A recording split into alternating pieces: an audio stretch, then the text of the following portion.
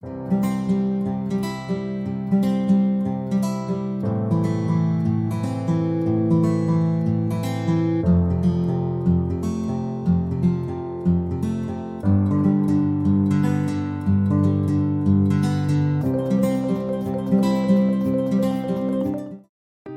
damos una cordial bienvenida a la presente entrevista realizada a la maestra Cintli Cárdenas sobre las problemáticas actuales de los jóvenes en Corea del Sur. Es licenciada en Relaciones Internacionales por la Universidad de Colima y maestra en Estudios Coreanos por la Universidad de Corea. Actualmente, cursa el doctorado en Ciencias Sociales en el área de concentración de Relaciones Internacionales en la Universidad Autónoma Metropolitana Unidad Xochimilco.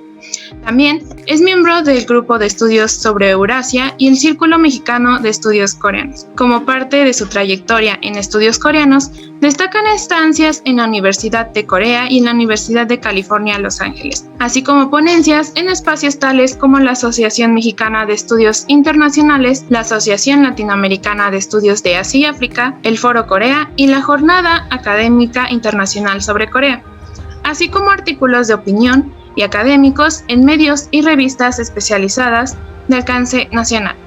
Sus temas de investigación se centran en el estudio de las relaciones de las Coreas con Estados Unidos y China, sobre relaciones intercoreanas y temáticas coyunturales en Corea del Sur, como la multiculturalidad y la participación ciudadana. Maestra, le damos la bienvenida. Muchas gracias por regalarnos un poco de su tiempo y conocimiento para la realización de esta entrevista y por su interés en colaborar en el proyecto. Muchas gracias, Mitzi. Gracias a la UNAM y a los colaboradores y participantes del proyecto. Ok, bueno, en ese caso comenzaremos con la entrevista, que va a consistir en 3 preguntas. La primera de ellas es: ¿cómo se perciben los jóvenes de Corea del Sur en México? Gracias, Mitzi. Bueno, la percepción mexicana de los jóvenes surcoreanos comúnmente tiene su núcleo en la cultura popular y su prefijo K o K para describir a las novelas como K-drama, a la música como K-pop, a la literatura, K-literature, entre otros, incluida la cocina. Y bueno, no quiero aquí aludir a nombres específicos de novelas, grupos musicales, libros o algunas comidas para no marcar tendencias temporales, pero supongo que ya saben a quién y a quiénes me refiero. Los múltiples productos de la cultura popular surcoreana proyectan algunas características de la juventud, marcadas por tendencias en moda y también por algunos valores individuales y colectivos como el esfuerzo, la disciplina, la lealtad a las amistades, a los padres, la cultura del estudio, entre otros elementos. Por eso, visto desde afuera, pareciera que la cotidianidad de la juventud surcoreana es novedosa, de personas que se desenvuelven en un país en donde la tecnología está presente en casi todos los aspectos de la vida y en actualmente un estado democrático con una pujante economía, la 10ª actualmente del mundo, y en suma se ve muy atractivo para el ser joven en Corea del Sur para un joven o una joven mexicana. Muy bien, en definitiva podemos ver que Corea del Sur está teniendo una fuerte presencia en el exterior gracias a la cultura popular, que ha mostrado pues determinadas imágenes muy atractivas sobre su juventud, y bueno, su impacto en México no es la excepción. Nuestra segunda pregunta sería: ¿cómo podría describir las realidades y problemáticas que viven los jóvenes surcoreanos en su país? Bien, en un primer momento quiero resaltar que a lo que a población respecta, la juventud no forma parte del grueso de la población. En una población de un poco más de 51 millones de personas, la edad mediana es de 43 años. Y si la comparamos con la edad mediana en México, que es de 29 años, pues sí hay una brecha. Y en la composición de la pirámide poblacional, la mayoría de personas se localizan en los rangos de 40 a 54 años de edad, por lo que claramente Corea del Sur no es un país joven y la tendencia continúa al envejecimiento. Por ello, la juventud se enfrenta con varias incertidumbres relacionadas con su desempeño a futuro. decir que, entre otras cosas, los sistemas de pensiones se están transformando en una creciente carga fiscal. Y bueno, aquí también aclarar que con el término juventud o al término juventud me refiero particularmente a la generación millennial, de aquellas personas nacidas entre 1981 y 1996, que tienen entre 25 y 40 años, y un poco también a la generación Z, que son personas nacidas de 1996 a 2012, que tienen de entre 9 a 25 años. Y bueno, decir que en Corea del Sur tienen pasos muy definidos para el éxito en estándares de su país, y es un ambiente muy competitivo. Es, por ejemplo, una vez que estás en edad universitaria, entrar, inscribirte a una buena universidad, competir para ganar un lugar en una de las mejores, que son 3, que se les conoce también como SKY, y significa la S es Seoul National University, la K significa Korea University y la Y significa Yonsei University. Entonces, ese es uno de los elementos, claro que no es exclusivo, pero es preferible.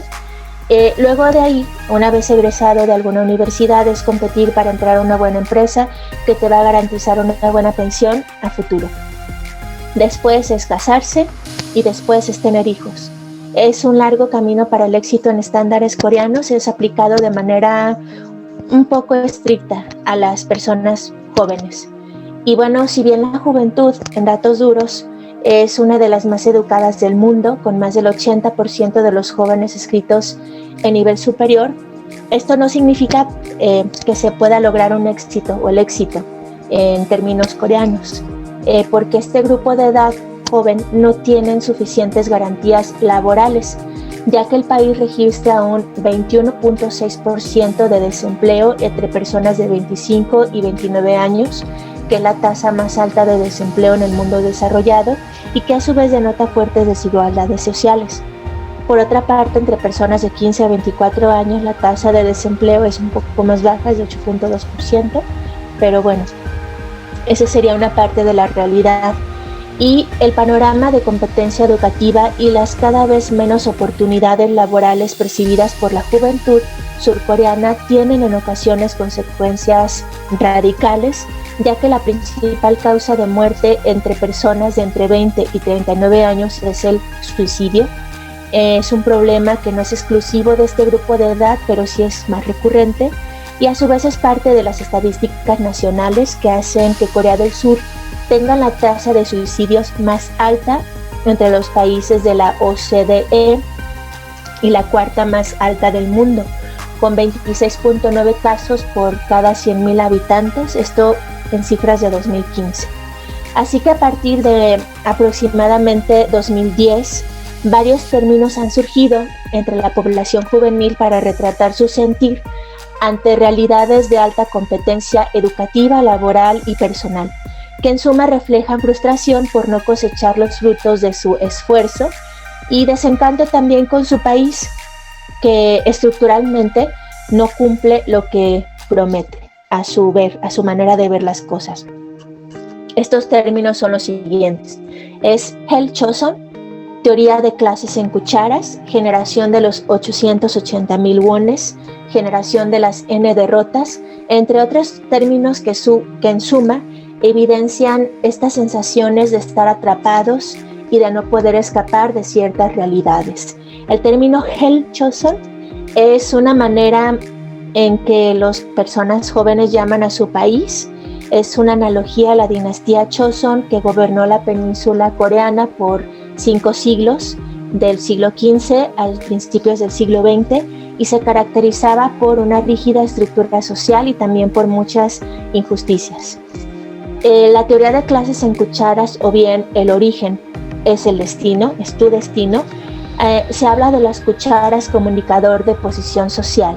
Por ejemplo, se dice que cuando naces con una cuchara en la boca que determina el rumbo de tu vida.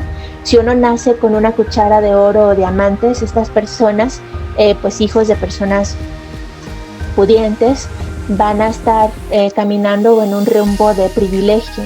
Pero, por ejemplo, los que tienen una cuchara de tierra en la boca, con padres no tan pudientes, van a tener una vida difícil, van a vivir en pobreza y no importa los esfuerzos que hagan.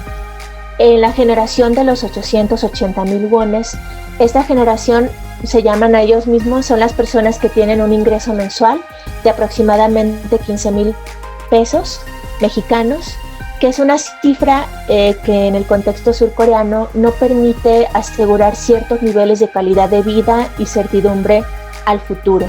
El otro término es la generación de las N derrotas, y este término inició con 3 derrotas y se le llamaba Samposede.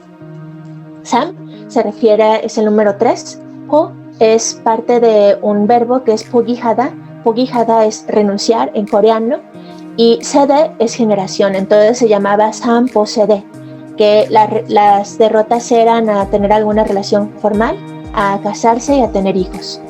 Pero este término ha evolucionado para incluir a varios aspectos de renuncia, como por ejemplo el comprar casa, el buscar un trabajo formal, el ahorrar, entre otros aspectos. Por eso se le llama NPOSD. Y claro que la juventud es muy crítica de su situación. El panorama no es completamente desesperanzador a pesar de esto, ya que lejos de darse por vencidos en un sistema complicado, la juventud surcoreana está tratando de encontrar su lugar en este país, en la contemporaneidad de este país, al mirar y crear otras realidades y posibilidades, al buscar otras fuentes de empleo que no necesariamente son trabajar en una empresa prestigiosa, al decidir no casarse no como una renuncia, sino como una opción, incluido también los hijos. Entonces sería muy interesante ver estas reconfiguraciones, estos cambios también de percepciones del éxito o fracaso, y sí, a ver qué sucede, incluso con los estragos de la pandemia por COVID-19 que inició en 2020. Sí, en definitiva es muy interesante todo lo que usted menciona, estos términos que reflejan parte de las juventudes coreanas que pues no son muy conocidos. Y bueno, como usted menciona, la sociedad coreana tiene muchos retos en la actualidad para con lo que respecta a sus jóvenes, que incluso pues podrían ver estas situaciones más acentuadas con la difícil situación que ha traído la pandemia por COVID-19, sobre todo en cuanto al desempleo respecta.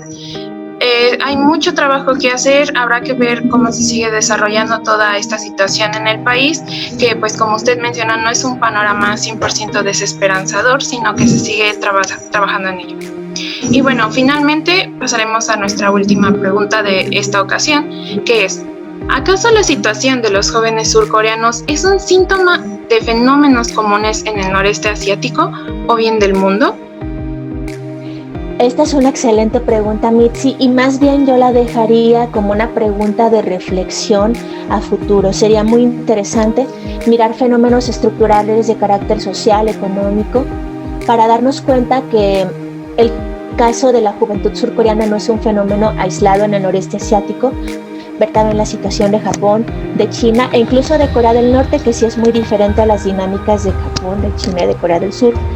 Y bueno, se abre entonces esta reflexión de que si los jóvenes están buscando de salir de ciertos sistemas o bien si se están rindiendo, hay que ver eso, y también hay que ver otros fenómenos como las pirámides poblacionales en esa región, el tema del suicidio, el tema de jóvenes que no quieren salir de casa, por ejemplo. Entonces sí sería muy interesante ver algunas particularidades, algunas cosas en común que reflejan más bien dinámicas regionales. Ok, muchísimas gracias, maestra Cinti. Agradecemos nuevamente que nos haya compartido sus conocimientos y reflexiones que resultan tan fructíferos para nosotros. También agradecemos su colaboración en este proyecto. Ha sido un verdadero placer contar con su participación. Muchas gracias, Mitzi.